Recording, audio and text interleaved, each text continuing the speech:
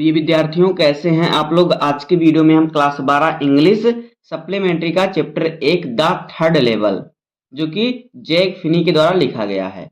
तो दोस्तों, आज की वीडियो में हम इस लेसन को पढ़ेंगे और इसका हिंदी में भी इसका अर्थ समझेंगे। पूरे चैप्टर का हम क्या करेंगे, हिंदी में एक्सप्लेनेशन करने वाले हैं।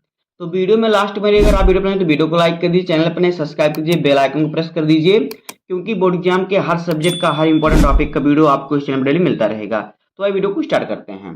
देखिए, पहले हम पढ़ते हैं अबाउट द अथर, यानी कि अथर यानी कि लेखक के बारे में पहले हम पढ़ते हैं। तो देखिए, लेखक के बारे में हमें क्या चीजें दी गई, पहले उसको हम पढ़ लेते हैं। अबाउट द अथर को पहले हम पढ़ेंगे। तो देखिए, अबाउट द अथर में क्या दिया हुआ है, एक एक शब्दों को हम ध्यान से पढ़ेंगे। जैक फिनी, जैक फिनी इनका देखिए जन्म हुआ था 1911 में, मृत्यु हुई थी 1995 में।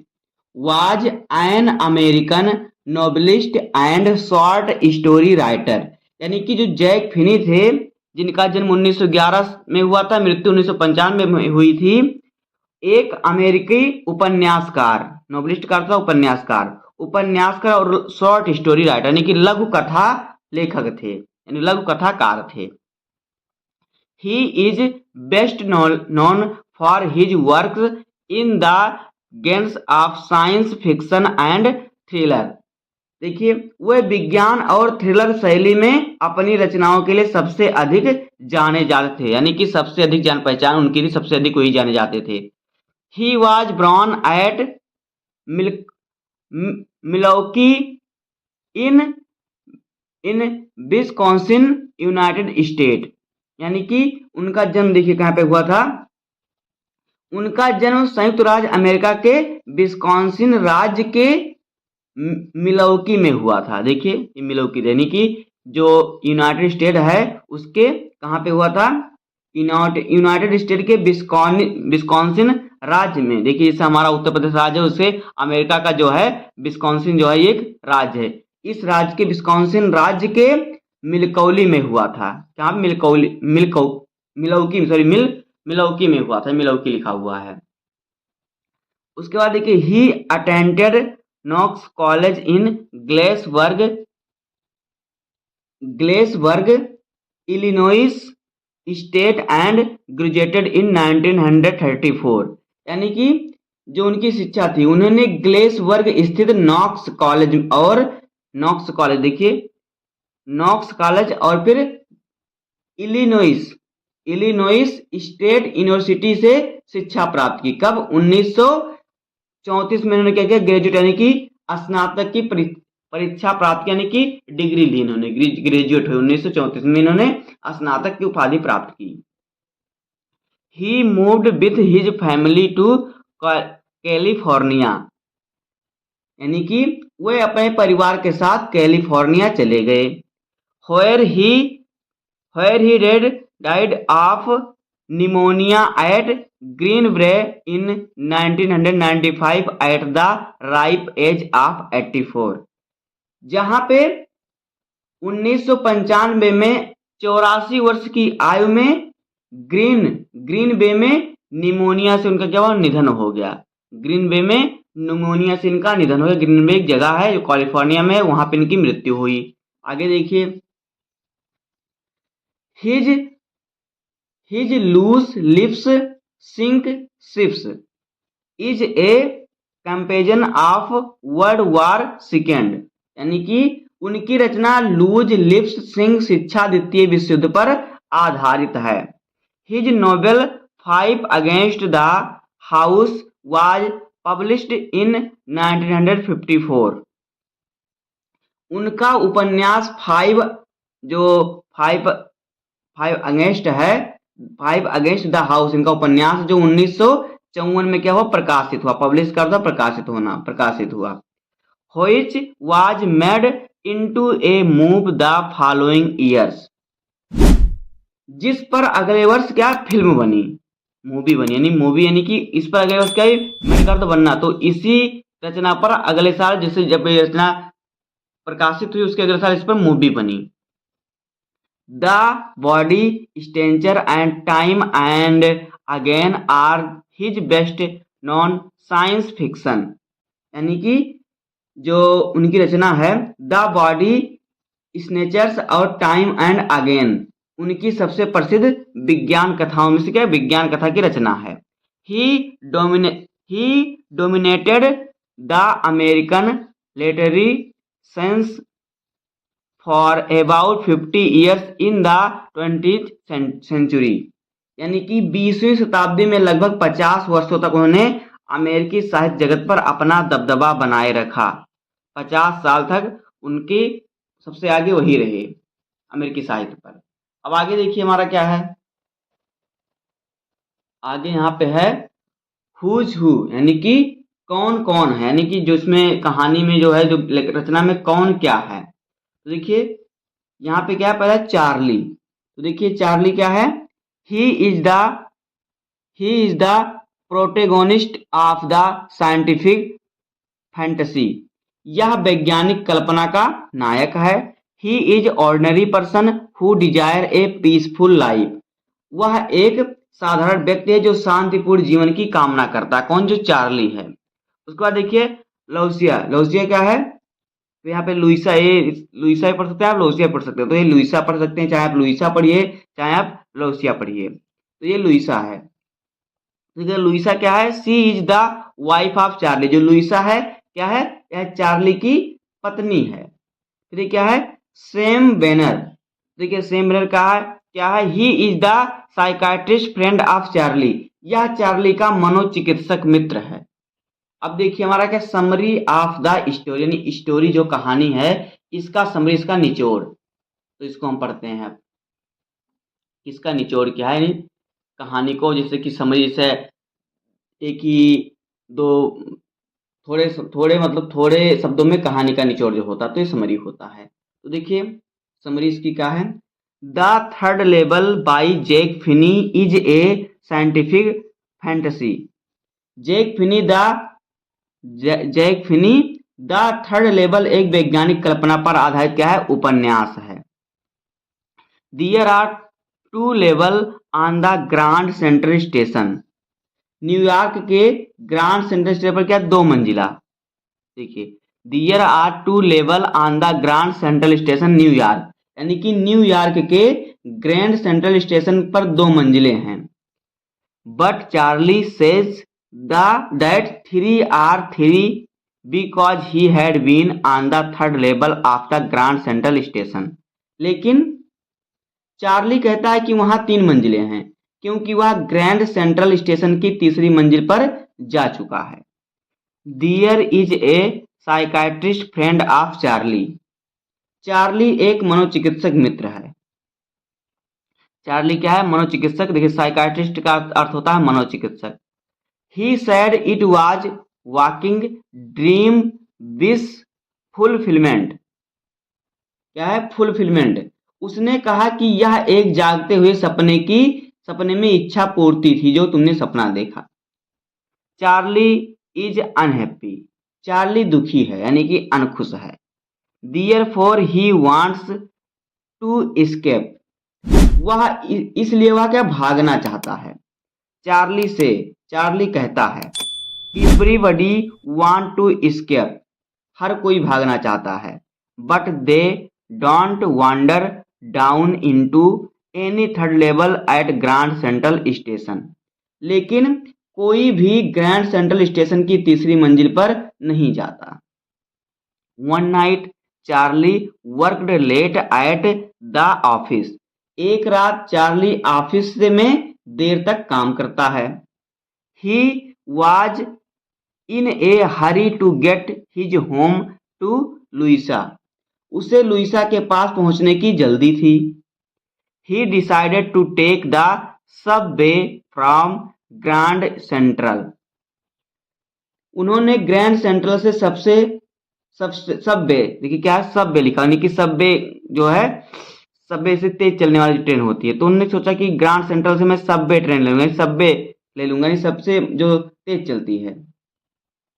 तो उसने ग्रैंड सेंट्रल से सबवे लेने का फैसला किया जिससे कि वो जल्दी पहुंच जाए। तो उन्होंने क्या सोचा कि मैं लुइसा के पास जल्दी पहुंच जाऊंगा, तो he decided to take the subway from Grand Central, तो उन्होंने सबवे लेने का फैसला किया। He turned into Grand Central from Vanderbilt Avenue. वह वेंडरबिल्ट एवेन्यू, वह क्या कर रहा, देखिए वह वेंडरबिल्ट एवेन्यू में से ग्रांड सेंट्रल मुड़ा, टर्न यानी मुड़ गया। Then he went to the first level and thereafter to the second level. फिर वह पहली मंजिल पर गया और उसके बाद दूसरी मंजिल पर गया। Charlie moved quickly into an arched doorway heading for the subway and got lost. Charlie तेजी से सबवे की ओर जाने वाले एक मेहराबदार दरवाजे में घुस गया और रास्ता क्या हुआ, भटक गया। वो क्या हुआ, रास्ता भटक गया। He stated is in a long tunnel. वह एक लंबी सुरंग में चला गया। देखिए टनल का अर्थ सुरंग, तो वह एक लंबी सुरंग में चला गया, सुरंग बहुत लंबी थी। Any how he came out of the tunnel and reach the third level. किसी तरह वह सुरंग से बाहर निकला और तीसरी मंजिल पर पहुंच गया। वह तीसरी मंजिल पर पहुंच गया था। जब वो क्या किया, जब सुरंग से बाहर निकला तो देखा कि वो तीसरी मंजिल पर पहुंच गया था। उसके बाद देखिए आगे हमारा क्या है। It was quite different from the first and the second level. यह पहले और दूसरे स्तर से बिल्कुल अलग था। देयर वॉज नो इलेक्ट्रिसिटी, वहां बिजली नहीं थी। There were open flame gas lights, खुली लौ वाली गैस लाइट थी, यानी लौ ऐसी की जलती थी। देखते हैं आप ना, राजा महाराजा के जमाने में ऐसे देखिए लोग कंधे पे रख के चलते थे, गैस जो लौ रुई से लपेट कर, जिससे आग जलता था, जिससे उजाला होता था। तो वो इस प्रकार से वहां पे लाइट थी। Left from here, left from here, यहां स्थान और समय का क्या अंतर संबंध था, क्या था, अंतर संबंध था। When Charlie was there, it was the year 1894. ग्लेसबर्ग आदि के लिए ट्रेन यहीं से निकलती थी। जब चार्ली वहां था तब वर्ष 1894 था, जब वहां पे वो था थर्ड लेवल पर। Dresses of the people wear different, यानी कि जो वहां के लोगों का पहनावा था अलग था। The currency was of old style, मुद्रा जो थी, जो पैसा था, पुराने जमाने का था। The locomotive was very small, locomotive बहुत छोटा था।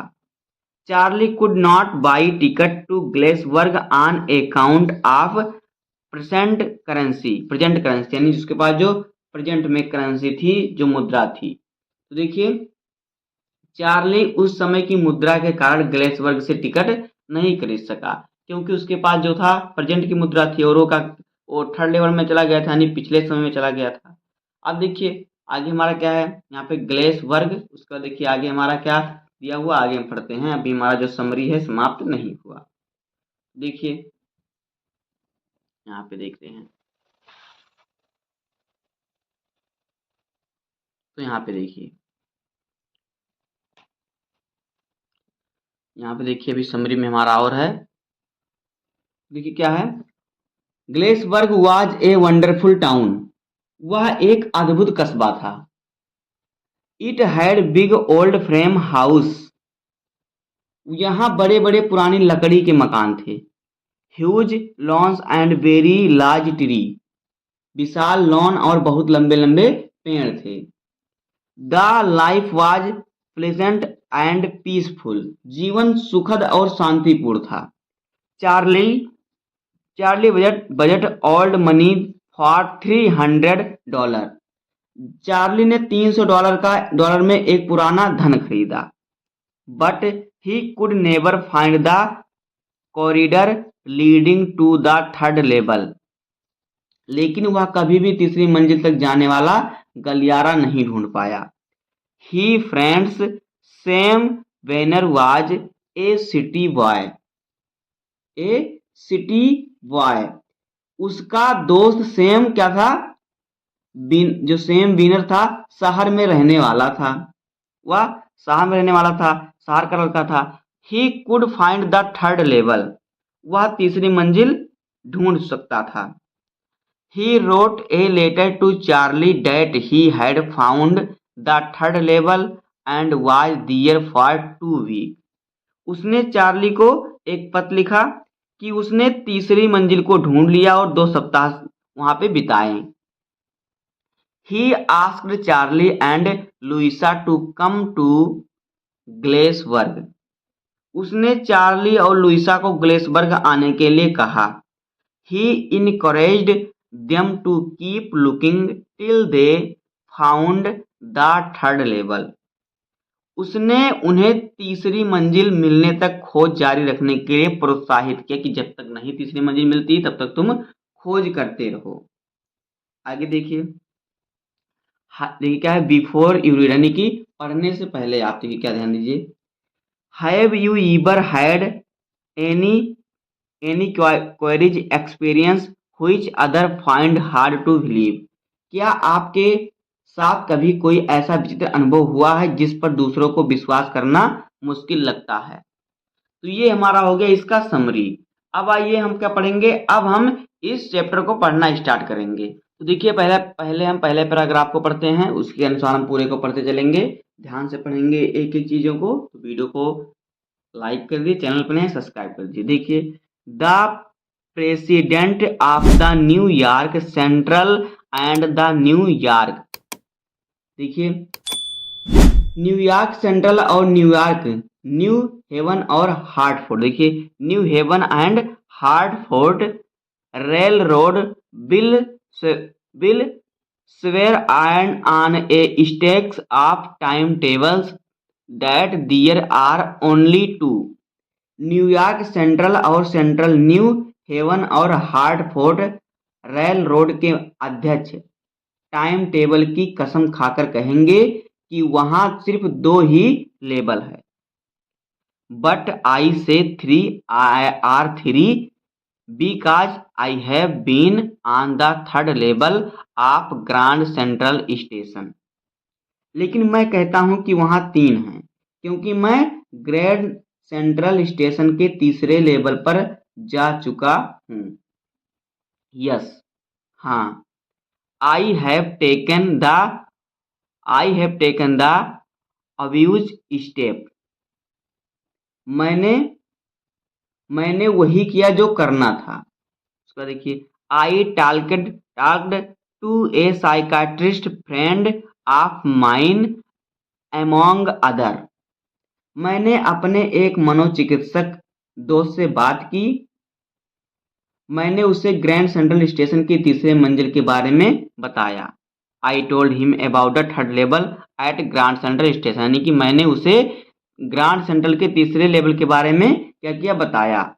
And he said it was a walking dream wish fulfilment, और उसने कहा कि यह एक जागते सपने की इच्छा पूर्ति है। He said I was unhappy, उसने कहा कि मैं दुखी हूं। That made my wife kind of mad, but he explained that he meant the modern world is full of insecurity, fear, war, worry and all the rest of it and the I just want to escape. इससे मेरी पत्नी थोड़ी नाराज हो गई, लेकिन उसने समझाया कि उसका मतलब था कि आधुनिक दुनिया असुरक्षा, डर, युद्ध और चिंता और इन सब चीजों से भरी हुई है। And that I just want to escape, और मैं बस इससे बचना चाहता हूं। बेल हु डज नॉट, भला कौन नहीं बचना चाहता। Everybody I know want to escape, मेरे जानने वाले हर कोई बचना चाहते हैं। बट दे डोंट या फिर डू नॉट पढ़ सकते हैं। But they do not wander down into any third level at Grand Central Station, लेकिन वह ग्रैंड सेंट्रल स्टेशन के किसी तीसरे लेवल पर नहीं जाते। उसकी देखिए हमारा पहला पैराग्राफ हो गया। अब देखिए इसका दूसरा पैराग्राफ क्या है। देखिए दूसरा पैराग्राफ देखिए हमारा क्या है। बट दैट्स द रीजन, लेकिन यही कारण है।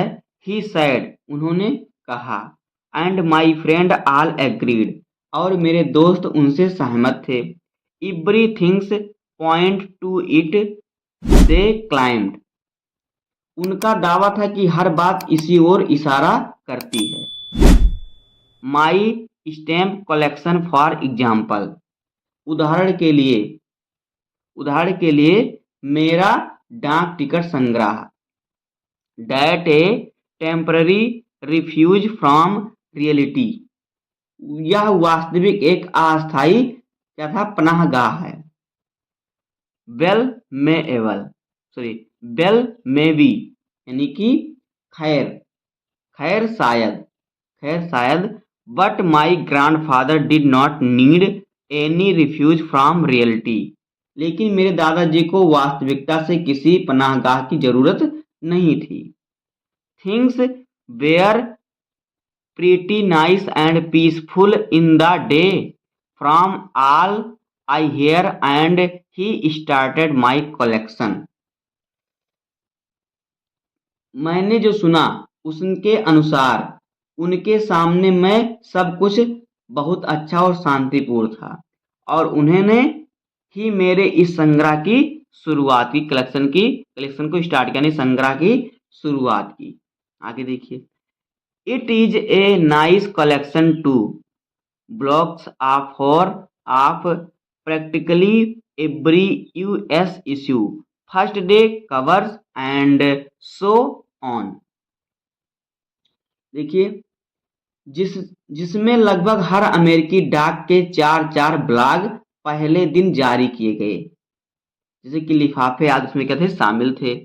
आगे देखिए।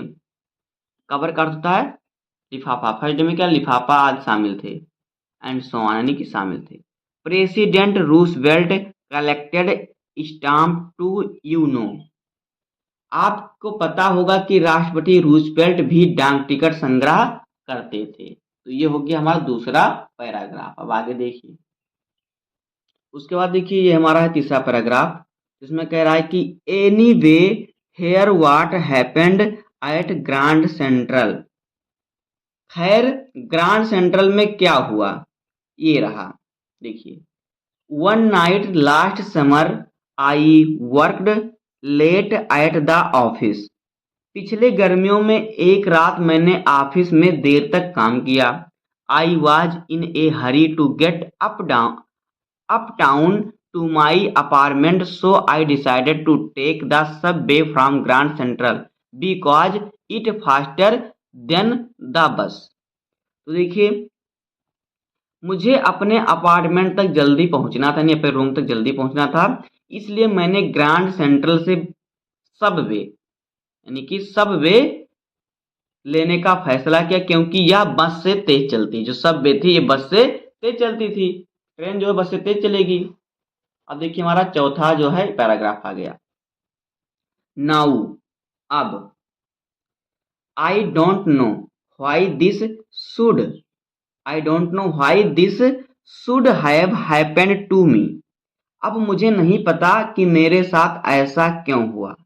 I am just an ordinary guys named Charlie, 31 years old, and I was wearing a tan gabardine suit and a straw hat with a fancy band। मैं चार्ली नाम का एक साधारण सा आदमी हूँ, 31 साल का, और मैंने हल्के भूरे रंग का गैब्रिक सूट और एक सुंदर पट्टी वाले भूसे की टोपी पहनी हुई है, यानी भूसे कलर की टोपी जो है पहनी हुई है। आगे देखिए। I passed a dozen man, यानी दर्जन लोग मैन, यानी दर्जनों मैन के सामने थे। I passed a dozen man who looked just like me. देखिए अपने जैसे दिखने वाले 1 दर्जन आदमियों के पास से मैं गुजरा। And I was trying to escape from anythings. अब मैं किसी चीज से भागने की कोशिश नहीं कर रहा था। I just wanted to get home to Louisa my wife. मैं बस अपनी पत्नी लुइसा के पास घर जाना चाहता था। ये हमारा चौथा पैराग्राफ हो गया। अब देखिए पांचवा पैराग्राफ क्या है। तो यहाँ पे देखिए ये जो है ये है पांचवा पैराग्राफ, तो इसको भी पढ़ते हैं हम। देखिए इसमें क्या कह रहा है कि I turn into Grand Central from Vanderbilt Avenue. मैं वेंडरबिल्ट एवेन्यू से ग्रांड सेंट्रल में मुड़ा। And went down the steps to the first level. और पहली मंजिल पर जाने के लिए सीढ़ियों से उतरा। Where you take train like that 20th century. जहाँ से 20th century 20th century train मिलती है। Then I walked down another flight to the second level. फिर मैं दूसरी मंजिल पर जाने के लिए एक और सीढ़ी उतरा। Where the suburban train leave from. जहां मैं उपनगरीय ट्रेन चलती है। Ducked into a arched doorway heading for the subway and got lost. और मेट्रो की ओर जाने वाले एक मेहराबदार दरवाजे के अंदर घुस गया। डैट इजी टू डू यानी कि और रास्ता क्या भटक गया। और रास्ता जो था क्या भटक गया। उसके बाद देखिए एंड गॉट लॉस्ट और वो रास्ता भटक गए। I have been in and out of Grand Central 100 time. और देखिए ऐसा होना आसान है। मैं ग्रांड सेंट्रल में सैकड़ों बार आ चुका हूँ, यानी सैकड़ों टाइम ग्रांड सेंट्रल में आ चुका हूँ। बट लेकिन I am always bumping into new doorways and stair and corridors. वो 100 बार क्या है उसमें आ चुके थे। उसके बाद देखिए लेकिन हर बार नए नए दरवाजे सीढ़ियां और गलियारे मुझे क्या करते थे परेशान करते थे। Once I got into a tunnel about a mile long and came out in the lobby of the Roosevelt Hotel. एक बार मैं तो लगभग 1 मील लंबी सुरंग में घुस गया और रूजवेल्ट होटल की लॉबी में निकल आया। Another time I came up in an office building on 46th Street 3 blocks away। एक बार मैं 3 ब्लॉक दूर 40 स्ट्रीट के एक ऑफिस बिल्डिंग में घुस गया। ये हमारा हो गया पांचवा पैराग्राफ। उसके बाद देखिए हमारा अगला पैराग्राफ क्या है। उसके बाद देखिए ये हमारा है 6वां पैराग्राफ। तो देखिए इसमें क्या है। Sometimes I think Grand Central is growing like a tree, publishing out new corridors and staircases like roots। कभी कभी मुझे लगता है कि ग्रैंड सेंट्रल एक पेड़ की तरह बढ़ रहा है, जड़ों की तरह नए गलियारों और सीढ़ियां फैलती। जैसे देखिए पेड़ होता है ना फैलता, उस प्रकार से उन्हें लगता था कि जो ग्रैंड सेंट्रल उस पर पेड़ की तरह बढ़ रहा है, उसमें जो जड़ें हैं गलियारों की तरह फैल रही हैं। आगे देखिए दियर probably a long tunnel that nobody knows about feelings its way under the city right now, on its way to Times Square and maybe another to Central Park। शायद शहर के नीचे एक लंबी सुरंग है जिसके बारे में मैं किसी को पता नहीं है, जो टाइम्स स्क्वायर की ओर जा रही है, और शायद एक और सुरंग इस सेंट्रल पार्क की ओर जा रही है। शायद एक और ट्रेन जो है कहाँ पे सेंट्रल पार्क की तरफ जा रही है। एंड मैं भी, और शायद इसलिए, यानी शायद जा रही शायद, एंड मैं भी यानी कि मैं भी, एंड मैं भी because for so many people thought the years Grand Central has been an एजिक्ट ए वे ऑफ escape.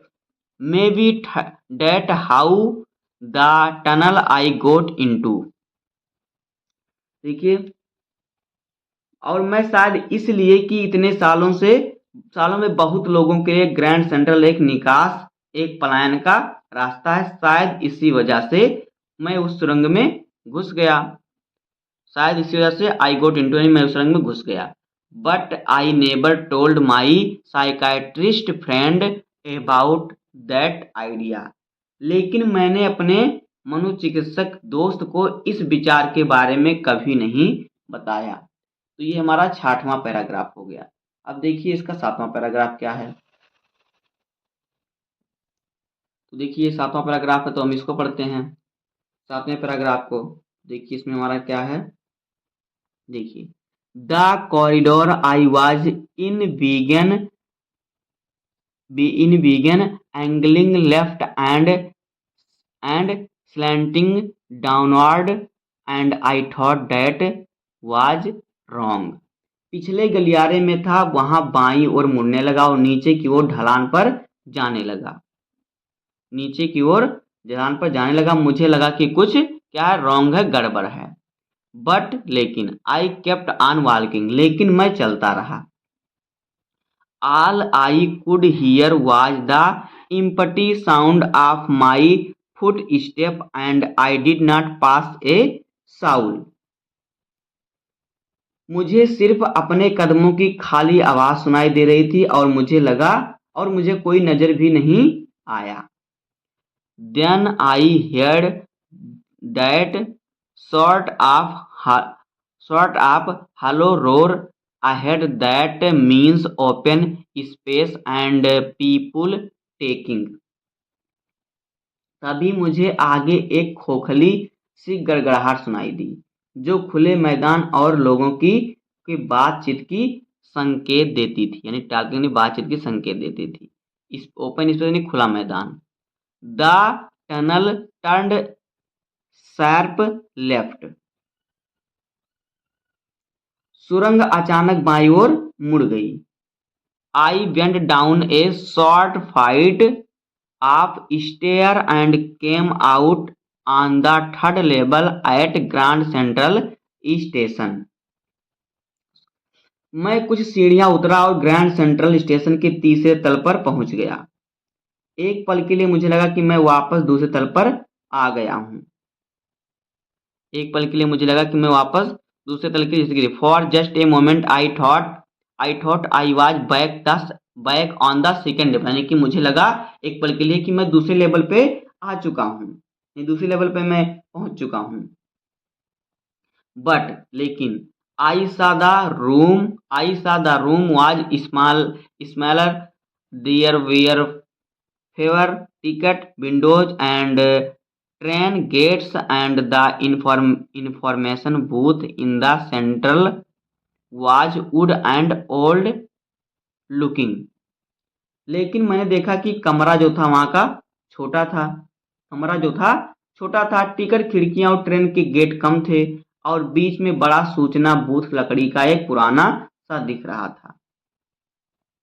एक क्या था, सूचना बूथ जो पुराना था और लकड़ी का देखिए यहाँ पे है ना कि आगे हमारा and the man in the booth wore a green eyeshade and long black sleeve protector.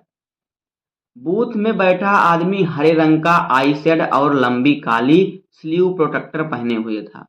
The light were dim and sort of flickering, क्या है पे फ्लिंकरिंग, बत्तियां मंद और टिमटिमा रही थी, फ्लिंकरिंग और टिमटिमाना। Then I saw why they were open flame gas lights. तभी मुझे समझ आया कि ऐसा क्यों, वह खुली लो वाली गैस लाइट थी। ये हमारा हो गया 7वां पैराग्राफ।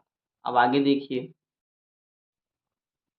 उसके बाद देखिए हमारा 8वां पैराग्राफ क्या है। देखिए 8वां पैराग्राफ है, there were brass spittoons on the floor and across the station a glint of light catch my eye। जमीन पर पीतल के जमीन पर जो था, देखिए पीतल का जो है क्या रखा था, थकदान। देखिए यहाँ पे आपको दिख रहा है इस स्पीटून्स। तो स्पीटून्स का अर्थ क्या होता है, थकदान। क्या होता है स्पीटून्स का अर्थ, होता है थकदान होता है स्पीटून्स का अर्थ, थकदान होता है। ऑन द फ्लोर यानी कि फर्श पर, फ्लोर का अर्थ क्या होता है, फर्श पर। तो जमीन पर यानी फर्श पर, जमीन पर पीतल के थकदान रखे थे और सेंट्रल के उस पर एक चमकती रोशनी। देखिए ए ग्लाइंट ऑफ लाइट, चमकती रोशनी, कैच माई आई, मेरा ध्यान खींची। A man was pulling a gold watch from his vest pocket, एक आदमी अपनी बनियान की जेब में से सोने की घड़ी निकाल रहा था। He snapped open the cover, glanced at his watch and frowned. तो देखिए घड़ी में नजर डाली और भौहें सिकोड़ी। उसने उसने क्या किया, उसने एक डिब्बी खोली और छोटे छोटे लेप वाला काला 4 बटन का क्या क्या सूट पहना। He wore a derby hat, a black for 4 button suit with tiny lapel, यानी कि उन्होंने क्या किया, एक 4 बटन वाली सूट पहना। और देखिए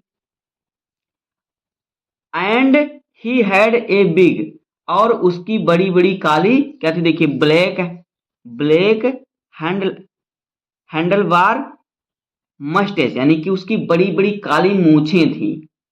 Then I looked around and saw that everyone on in the station was dressed like 18-19 something। फिर मैंने चारों ओर देखा और पाया कि स्टेशन पर हर कोई 1890 के दशक के लोगों की तरह कपड़े पहने हुआ है। जो लोग 1890 के दशक में कपड़े पहनते थे, वैसे सब लोग वहां पे कपड़े पहने थे। आगे देखिए, आई neighbour saw so many weird side bursts and fancy mustache in my life। फिर मैंने चारों ओर देखा और पाया कि 1890 के दशक के लोगों की तरह कपड़े पहने थे। मैंने अपने जीवन में इतनी इतनी रूढ़ियां, साइड बर्न और फैंसी मूछें कभी नहीं देखी थी। अपने जीवन में कभी उतनी फैंसी मूछ उन्होंने कभी नहीं देखा था। A woman walked in thought the train gates, एक महिला ट्रेन के गेट से अंदर आई। She wore a dress with leg of mutton sleeves and skirt to the top of her height buttoned shoes. उसने लेग ऑफ मटन स्लीव्स वाली dress और ऊंचे बटन वाली जूतों तक लंबी स्कर्ट पहनी थी।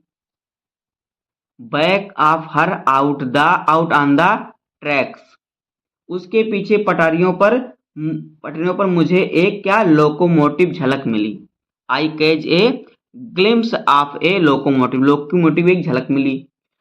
ए very small Currier and I have locomotive with a funnel shaped stack and then I no.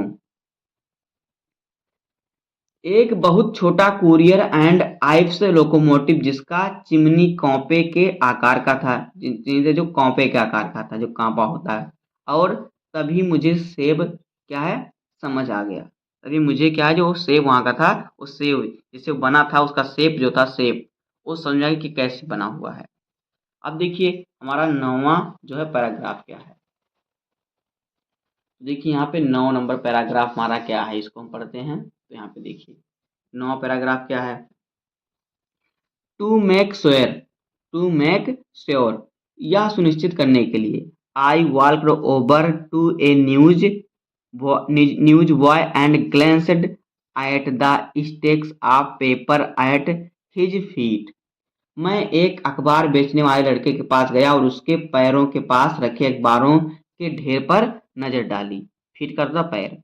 It was he World, यह द वर्ड था। यह क्या था? द वर्ड था।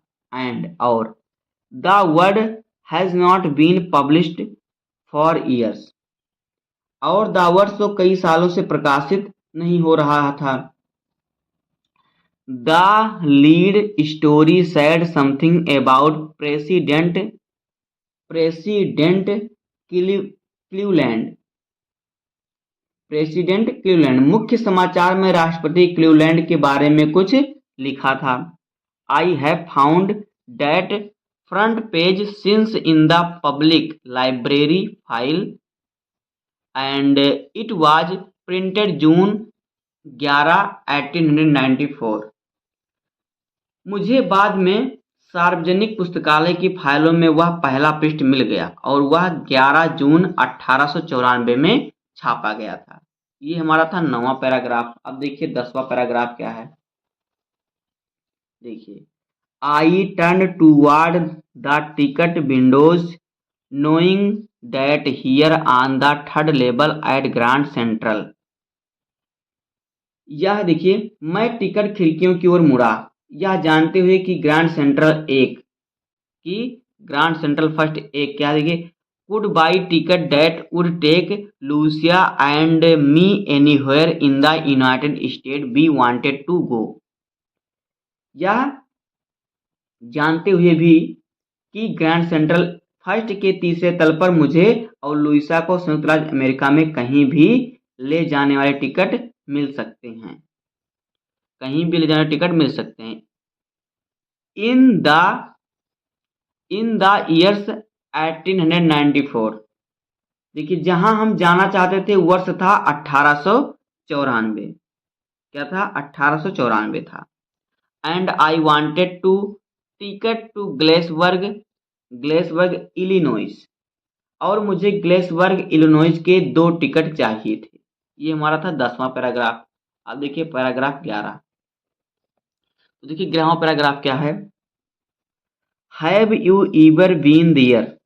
क्या आप कभी वहां गए? It is a wonderful town still. वह आज भी एक अद्भुत शहर है। With big old frame house, जहां बड़े बड़े पुराने लकड़ी के घर थे। देखिए, huge lawns and tremendous tree whose branches meet overhead and roof the street. विशाल लॉन और ऊंचे ऊंचे पेड़ जिनकी शाखाएं ऊपर जाकर सड़कों को ढक लेती हैं। एंड इन 1894, और 1894 में summer evening were twice as long. गर्मियों की शामें पहले से दोगुनी लंबी होती थीं। And people set out on the lawns. और लोग अपने लॉन में बैठे रहते थे। The man smoking cigarettes and talking quaintly, the woman waving palm leaf fans with the fireflies all around in the peaceful world। और लोग अपने लॉन बैठ रहते थे, पुरुष सिगार पीते थे और धीरे धीरे बातें करते थे। महिलाएं ताड़ के पत्तों के पंखे लहराती चारों ओर जुगुन जुगुन उड़ते रहते। चारों ओर जो थे जुगनू, चारों ओर जो थे क्या थे? जुगनू होते हैं ना, वो उड़ते रहते थे। अराउंड मतलब चारों ओर जो थे जुगनू उड़ते रहते थे। एक शांत दुनिया में, लिखा एक शांत दुनिया था। To be back there with the First World War still 20 years off and World War second over 40 years in the future. I wanted two tickets for that. प्रथम विश्व युद्ध के 20 साल बाद और द्वितीय विश्व युद्ध के 40 साल बाद वहां वापस जाना, मुझे तो 2 टिकट चाहिए थे। अब देखिए आगे हमारा पैराग्राफ क्या है। तो देखिए हमारा 12 नंबर पैराग्राफ है। The clerk figured the fair he glanced at my fancy hatband, but he figured that fare and I had enough for 2 coach tickets on way। देखिए, क्लर्क ने किराया हिसाब लगाया, उसने मेरी शानदार टोपी की पट्टी पर एक नजर डाली। But he figure that fare, लेकिन उसने किराया हिसाब लगा लिया, and I had enough for 2 coach ticket on way, और मेरे पास 2 कोच टिकट के लिए पर्याप्त पैसे थे। when I counted out the money and looked up, the clerk was staring at me।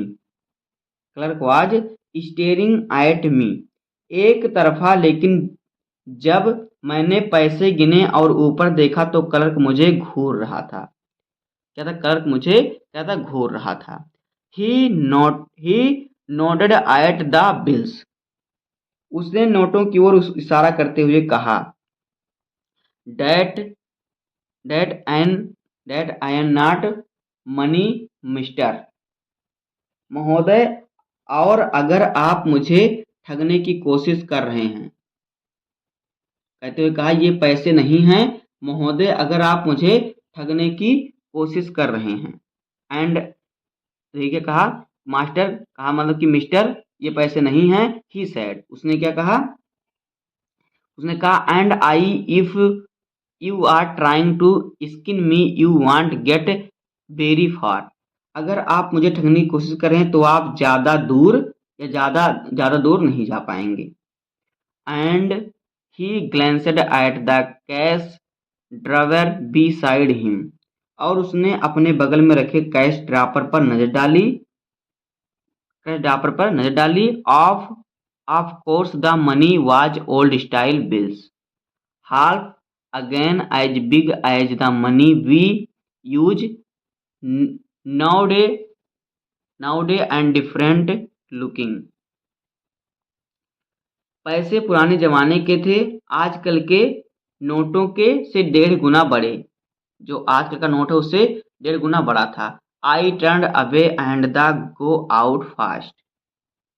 मैं मुड़कर तेजी से बाहर निकला। There nothing nice about jail even in 1894। Jail में कुछ भी अच्छा नहीं लगा, यहाँ तक कि 1894 में भी नहीं। अब देखिए हमारा अगला पैराग्राफ क्या है, पैराग्राफ नंबर 13। देखिए क्या है, एंड डैट वाज डैट, और बस बात यही खत्म हो गई। I left the same way I came, I suppose, मैं उसी रास्ते में चला गया जैसे आया था। नेक्स्ट डे, अगले दिन, ड्यूरिंग लंच हावर, अगले दिन दोपहर के भोजन के समय, I draw $300 out of the bank, मैंने बैंक से $300 निकाले। Nearly all we had and budget old style currency, जो हमारे पास लगभग सारी रकम थी और पुराने जमाने के नोट खरीदे। That really worried my psychiatrist friend, इससे मेरे मनोचिकित्सक दोस्त को बहुत चिंता हुई। You can buy old money at almost any coin dealers, but you have to pay a premium। पुराने जमाने के नोट लगभग हर सिक्के बेचने वाले की दुकान पर मिल जाते थे, लेकिन उसके लिए आपको ज़्यादा कीमत चुकानी पड़ती थी, प्रीमियम कीमत चुकानी पड़ती थी। आगे देखिए, माई $300 budget less than 200 in old style bills. देखिए, मेरे $300 से $200 से भी कम पुराने नोट मिले। But I did not care, लेकिन मुझे कोई फर्क नहीं पड़ा। It's where 13 cent a dozen in 1894। 1894 में एक दर्जन अंडे 13 सेंट के मिलते थे। 1894 में जो एक दर्जन अंडा था कितने 13 सेंट को मिलता था, 13 सेंट। ये हमारा 13 नंबर पैराग्राफ हो गया। देखिए 14 नंबर पैराग्राफ क्या है, देखिए इसको पढ़ते हैं। बट लेकिन I have never again found the corridor that lead to the third level at Grand Central Station. लेकिन मैंने कई बार कोशिश करने के बावजूद ग्रैंड सेंट्रल स्टेशन के तीसरे तल तक जाने वाले गलियारा फिर कभी नहीं ढूंढ पाया। लुइसा वाज, देखिए यहाँ पे although I have tried often enough, यानी मतलब कि फिर कभी नहीं ढूंढ पाया। Louisa was pretty worried when I told her all this and did not want to me look for the third level anymore and after a while a stopped.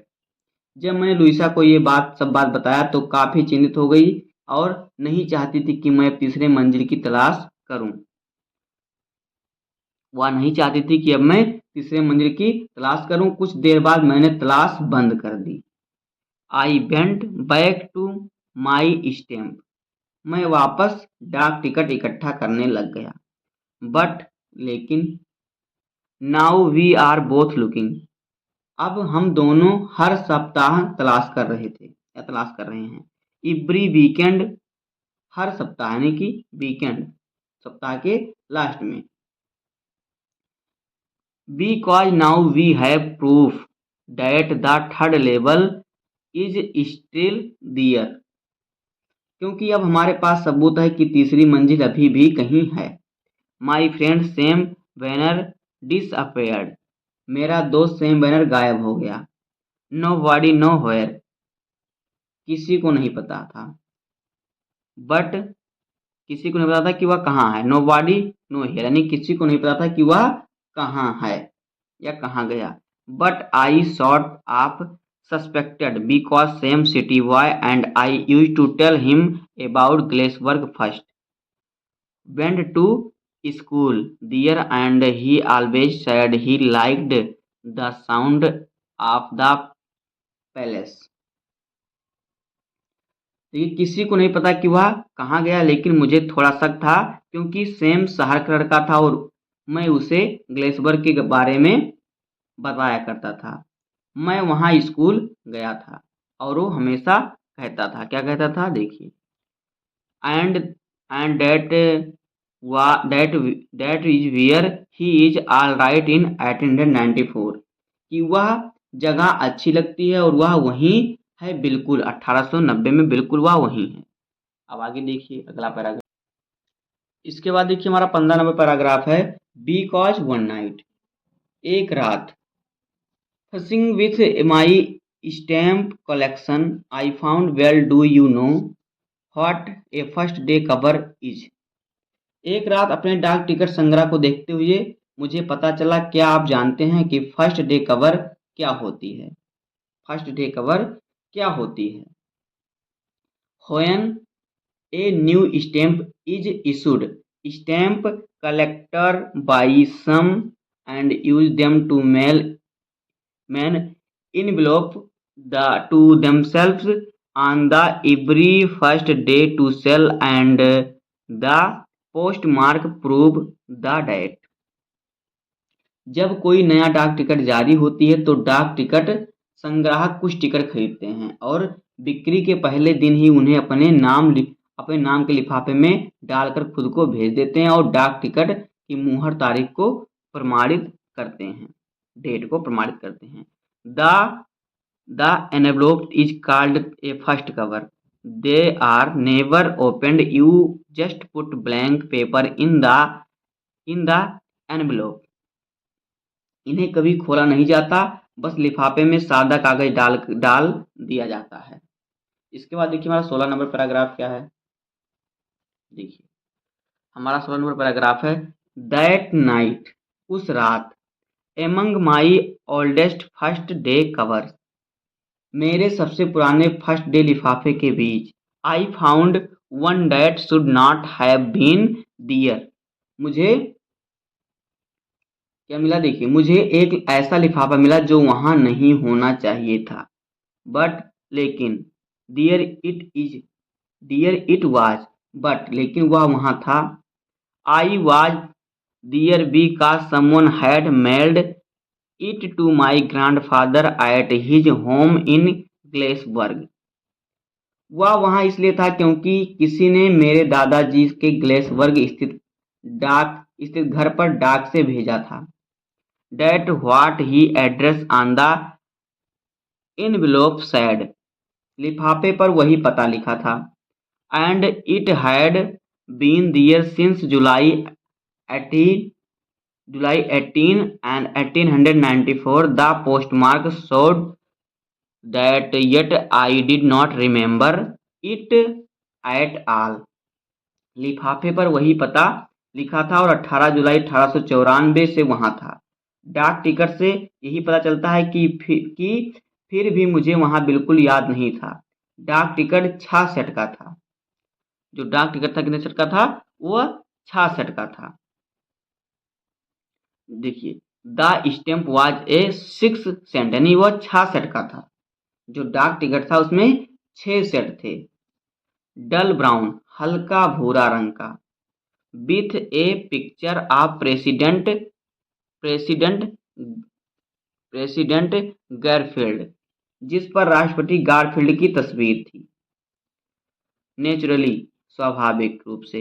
When the envelope came to granddad in the mail, जब लिफाफा डाक से दादाजी के पास पहुंचा।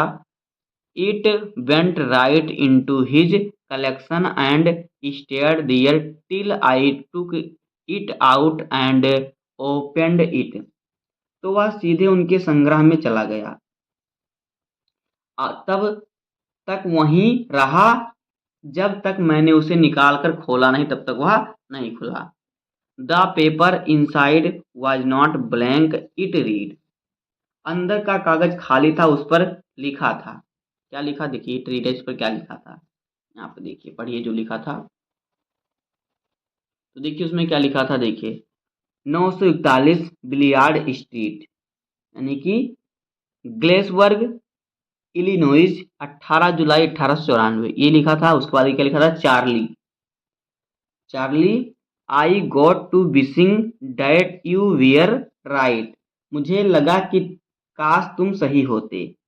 Then I got to believing you were right, फिर मुझे यकीन हो गया कि तुम सही हो। एंड, और, चार्ली इज ट्रू, यह सच है। I found a third level, मुझे तीसरा तल मिल गया। I have been here 2 week, मैं यहाँ 2 हफ्ते से हूँ। एंड राइट नाउ, मैं अभी भी हूँ। Down the street and at the daily someone is playing a piano, गली के उस पार डेली के घर में कोई पियानो बजा रहा है। And they are all out on the front porch seeing Nellie home, और वह सब सामने के बरगद में सीइंग नेली होम गा रहे हैं। और and I invited over for lemon, यानी कि और मुझे नींबू पानी पीने के लिए बुलाया गया है। कम ऑन बैक, वापस आ जाओ।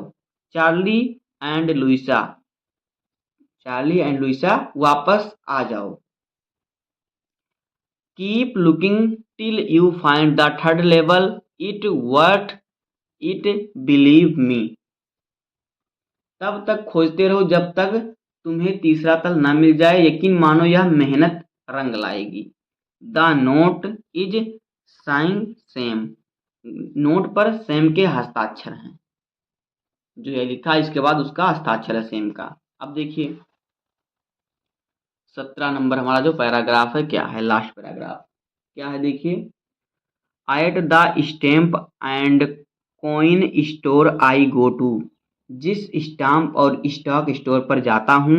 आई found out same budget at $100 worth of old style currency, वहाँ मुझे पता चला कि सैम ने $800 के पुराने ज़माने के सिक्के खरीदे थे। That out to set him up in a nice little little hay feed and grain business. इससे वह घास चारा और अनाज का एक अच्छा खासा छोटा व्यवसाय शुरू कर सकता था। ही always said that what he really wished he could do and he certainly can not go back of his old business. वह हमेशा कहता था कि उसकी यही दिली इच्छा है कि वह अपने पुराना व्यवसाय में बिल्कुल भी नहीं लौट सकता। Not in Galesburg, Illinois in 1894 his old business। 1894 में ग्लेसबर्ग इलिनोइस में तो बिल्कुल नहीं। Why same was my psychiatrist। उसका पुराना व्यवसाय सेम तो मेरा मनोचिकित्सक था। दोस्तों इस प्रकार से हो जाएगा द थर्ड लेवल जो हमारा चैप्टर है, इस चैप्टर का फुल रीड और हिंदी एक्सप्लेनेशन। तो दोस्तों इससे सरल तो नहीं हो सकता। उम्मीद करता हूँ आपको वीडियो पसंद आया होगा। अगर आपको वीडियो पसंद आए तो वीडियो को लाइक कर दीजिएगा और चैनल पे न्यू है तो सब्सक्राइब कर दीजिए, बेल आइकन को प्रेस कर दीजिए, क्योंकि बोर्ड एग्जाम के हर सब्जेक्ट का हर इंपॉर्टेंट टॉपिक का वीडियो आपको इस चैनल पर डेली मिलता रहेगा। तो मिलते हैं किसी नेक्स्ट वीडियो में, तब तक के लिए धन्यवाद। जय हिंद।